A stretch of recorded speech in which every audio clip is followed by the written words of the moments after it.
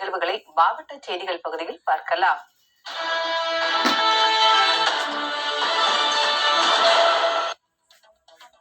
கிருஷ்ணகிரி மாவட்டம் ராயக்கோட்டை பேருந்து நிலையம் சேரும் சகதியுமாக சுகாதாரமற்ற நிலையில் இருப்பதால் பயணிகளுக்கு நோய் தொற்று ஏற்பட வாய்ப்புள்ளதாக பொதுமக்கள் வேதனை தெரிவிக்கின்றனர். மேலும் பேருந்து நிலையத்தின் உள்ளே இடிந்து விழும் நிலையில் உள்ள அரசு கட்டிடத்தை அகற்றி அரசுக்கு வருவாய் வரும் வகையில் வணிக வளாகம் கட்டப்பட வேண்டும் என பொதுமக்கள் கோரிக்கை விடுத்துள்ளனர்.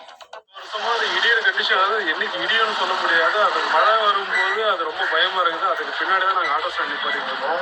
நிறைய சுமார் ஒரு 50-60 வண்டி நிறுத்திட்டு இருக்கோம். நாங்கள் அந்த பில்டிங்கை வந்துட்டு நீங்கள் கொஞ்சம் அதை கிளியர் பண்ணி கொடுத்தீங்கன்னா ஆட்டோ ஸ்டாண்டு உள்ளே நாங்கள் நிறுத்திக்குவோம். எந்த ஒரு அசம்பாவிதம் நடக்கிறதுக்கு முன்னாடி இதை கொஞ்சம் கிளியர் பண்ணி கொடுங்க.